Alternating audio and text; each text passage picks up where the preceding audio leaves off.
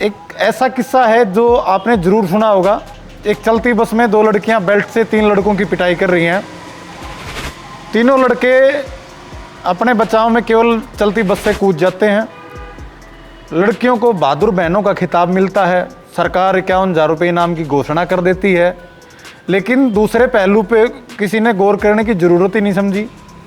लेकिन इसी बीच उन्हीं लड़कियों का एक दूसरा वीडियो आ जाता है जिससे उन लड़कियों पे सवाल खड़े होते हैं कि आखिर यही लड़कियां क्यों बार बार किन्हीं लड़कों की पिटाई करती हैं। लेकिन इसी दौरान एक तीसरा वीडियो भी आ जाता है जिसमें एक दंपति के साथ वो अभद्रता कर रही हैं।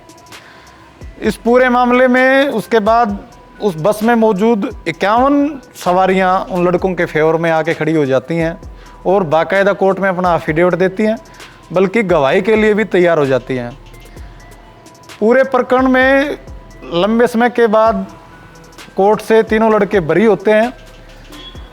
लेकिन इस पूरे मामले में दुखद ये रही कि इस मामले के मेन आरोपी कुलदीप की, जिसने आर्मी का फिजिकल क्लियर कर रखा था, रिटन एग्जाम क्लियर कर रखा था, उसको आर्मी नौकरी देने से मना कर देती है। लेकिन बाद में वकील की लंबी चली लड़ाई के बाद कुलदीप को हरियाणा पुलिस में नौकरी लग जाती है और आज 2 साल हो गए हैं वो हरियाणा पुलिस में नौकरी कर रहा है कुलदीप, और दूसरों को न्याय दिलाने के लिए प्रयास कर रहा है। इस पूरे मामले में तीनों युवकों को न्याय दिलाने वाले अधिवक्ता प्रदीप मलिक से मिलते हैं और बात करते हैं आखिर उन्होंने इस पूरे मामले में तीनों लड़कों को किन एविडेंस के दम पे कोर्ट से न्याय दिलवाया।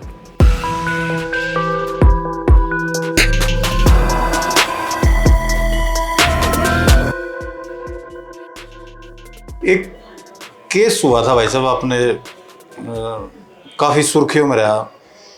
2 लड़कियों का, बहादुर बहनों का नाम दिया गया उन्हें। बस में 3 लड़कों की वो पिटाई कर रही थी। उसमें मेन अक्यूज्ड कुलदीप को बनाया गया था। तो उस केस में कैसे, क्या आज के दिन क्या हालात हैं, वो लड़के कैसे बरी हुए और आज के दिन उनकी क्या कंडीशन है? ऐसा है, वो एक ऐसा केस था जिसमें मेरे को फंसाया तो तुम नहीं था। मेरे को तो उस केस का पता ही नहीं था। मैं पंचकूला में था, वहाँ पे तुम्हारा फ़ोन आया कि ऐसे ऐसे हो गया। मेरे को आपने ये अश्योरेंस दी थी कि जी लड़के बिल्कुल निर्दोष हैं, लड़कियों का ऐसा कोई वो नहीं है, ये गलत हुआ है। तो आपके कहने से मैंने वो केस लिया था, और वो भी बगैर फीस के, वो भी तुम्हारे कहने की वजह से।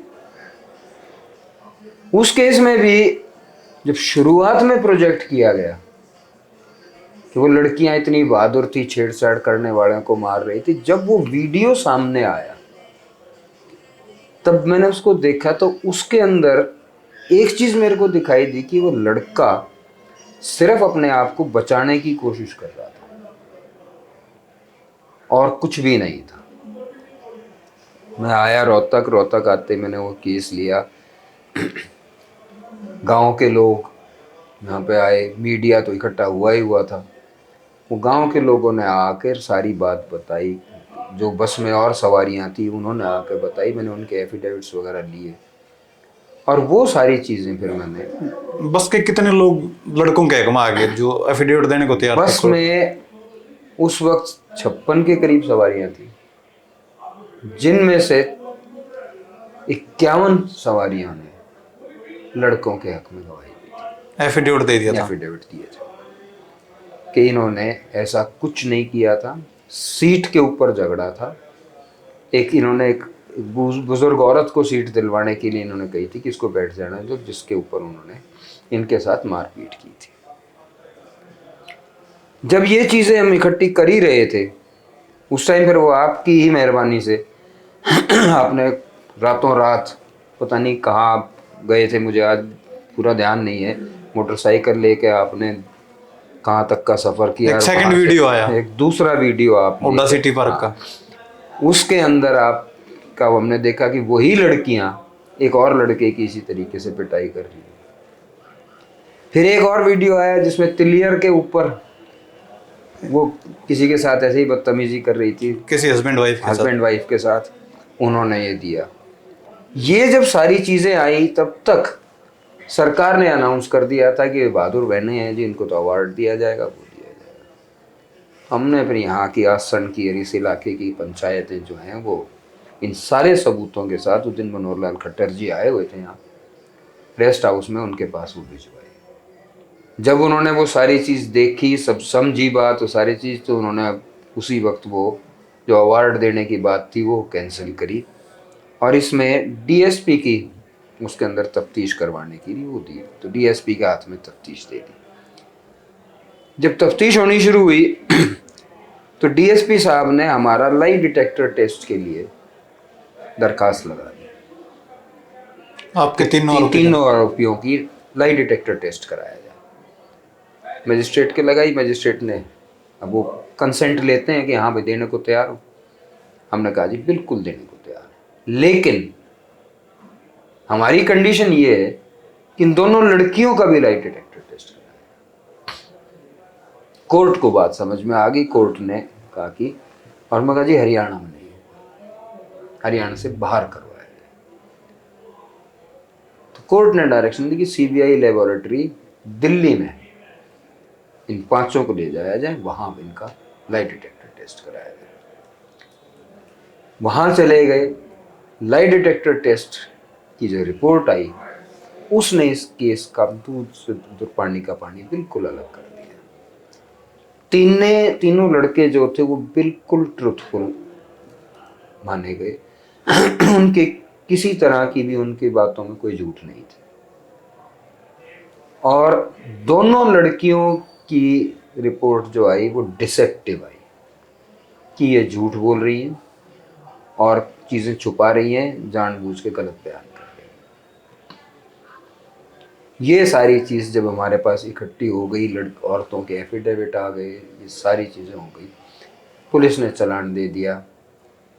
ACGM थे उस टाइम यहाँ पे, मेरे को नाम उनका ध्यान नहीं उतर गया दिमाग से, लोकेश गुप्ता से, उनके पास मैंने चार्ज के ऊपर आर्ग्यूमेंट की, मैं जिसके अंदर चार्ज बनता ही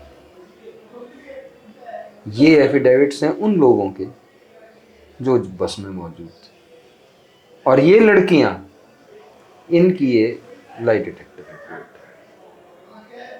लोकेश गुप्ता ने सारी चीज़ कंसीडर करके हमको डिस्चार्ज कर दिया। वादियाँ ख़त्म नहीं हुई, उन्होंने उसकी रिवीजन फाइल कर दी, सेशन कोर्ट में आ गया। सेशन कोर्ट के अंदर भी हमने जाके फिर बहस की, सेशन कोर्ट ने भी हमारी बात को अप्रूव किया और हमें डिस्चार्ज का वो कर। लेकिन इसका सबसे बुरा पहलू जो था वो ये था कि कुलदीप ने आर्मी का रिटन क्लियर कर लिया था और उसका फिजिकल बाकी था। अब ये हादसा होने के बाद आर्मी वालों ने उसको डिस्क्वालीफाई कर दिया केस की वजह से, केस की वजह से, और इसी पर्टिकुलर की लड़कियों के साथ छेड़छाड़। जब तक हम ये सारी गवाहियां वगैरह इकट्ठी करते, सारी चीज करते, तब तक उस एज भी निकल गई उसकी, भर्ती के लिए वो हमने बहुत एलिजिबल नहीं रहा एज में। हाँ, हमने बहुत कोशिशें भी की। उस वक्त दुष्यंत चौटाला MP थे, उनकी तरफ से भी हमने आर्मी चीफ से बात करने की कोशिश की, लेकिन कुछ हासिल नहीं हुआ।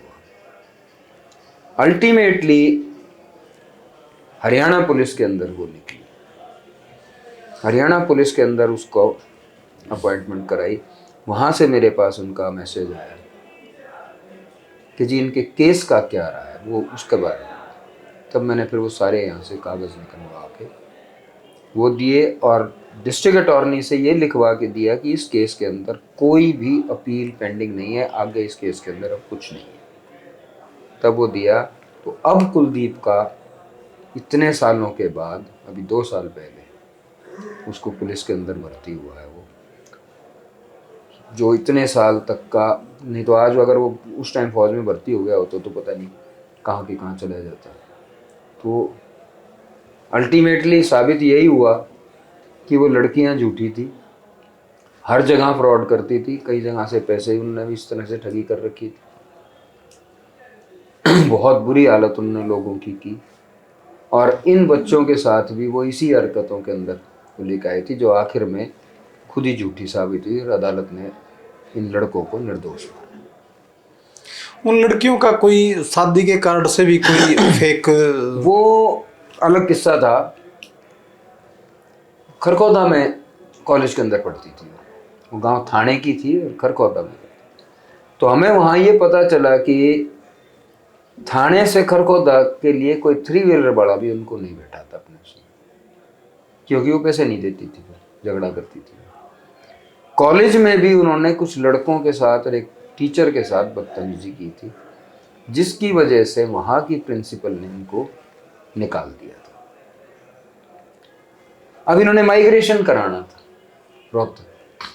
अब सोनीपत से रोहतक माइग्रेशन कराने के लिए कोई कारण तो देना होगा। तो दोनों बहनों ने एक फर्जी शादी का कार्ड छपवाया कि हमारी शादी प्रेम नगर में फला के साथ हो गई है, और वो कार्ड लगा के यूनिवर्सिटी में दिया और इस ग्राउंड पे माइग्रेशन करा के राइसी कॉलेज में दाखिला दिया। तो ये आरटीआई में हमने ये सारी चीज हासिल की थी। इनको उस वक्त तो जो भी उनके खिलाफ सारी चीज मिल रही थी, आरटीआई में वहाँ के प्रिंसिपल का ऑर्डर लिया, आरटीआई के अंदर यूनिवर्सिटी से हमने सारी चीज़ ली, आईसी कॉलेज से हमने सारा रिकॉर्ड लिया कि कहाँ कहाँ किस किस तरीके से फ्रॉड करके वो अपने आप को ब्याही हुई दिखा रही थी, दोनों लड़कियाँ शादीशुदा भी नहीं। तो वो उनके उस वक्त जो हम वो तफ्तीश कर रहे थे, और इन सारी तफ्तीशों के अंदर मेरे से ज़्यादा तो आपको पता है, क्योंकि आप आधी से ज़्यादा चीज़ें तो आप ही करके लाया करते, आप बताया करते। उन लड़कों की जितनी मदद आपने की है, आप बैकग्राउंड में रहे, कभी सामने नहीं आए, लेकिन उस केस के अंदर जितना आपने एफर्ट किया था उतना शायद कोई मीडिया वाला नहीं करता है। वो आप ही के मीडिया ने तो उनको विलेन शुरू में विलेन बना ही दिया था। शुरू में तो सारों ने विलेन बना दिया था उसको, और उसके बाद फिर उन्हें होड़ लगी हुई थी कुलदीप को और आपको चैनल पे। हाँ, उसको अपने मेरे चैनल पे दिखाओ और मेरे चैनल पे दिखाओ, मेरे चैनल पे दिखाओ। और शुरू में उन लोगों की वो हालत कर दी थी। कुछ मीडिया संस्थानों ने जेल में भी दिखाया था कुलदीप को जमानत के बावजूद। हाँ, जेल के अंदर दिखाया था। उनका एक वीडियो दिखाया था मार पिटाई करते हुए का, उसके पिताजी उसकी पिटाई कर रहे हैं वहाँ थाने के अंदर ही, पता नहीं क्या क्या चीज़ें लेकर आए थे। उस वक्त तो पूरे विलेन थे ये, कुलदीप था, मोहित था, एक और था उसका तीसरे का उनको नाम ध्यान नहीं। उस वक्त तो ये तीनों के तीनों को इन्होंने ऐसा वो कर दिया था। मतलब एक मीडिया का भी एक गैर जिम्मेदाराना रवैया रहता है। एक जो चीज़ मिल जाती है उसके ऊपर अंदर उसमें भेड़चाल हो जाती है, कुछ का कुछ बोल देंगे, सारी चीज़ कह देंगे, फिर उसके बाद थूक कर चाटना पड़ता है। तो एक रिस्पॉन्सिबल रिपोर्टिंग जो है, अब आप भी मीडिया में थे लेकिन आपने वो उस चीज़ को नहीं उठाया जो सारे उठा रहे थे। आपने दूसरी तरह से जो असली इसका पहलू था उसको निकालने की कोशिश की, और उस कोशिश के अंदर इतना सब कुछ निकाल लिया कि सारे केस का रुख बिल्कुल पलट गया।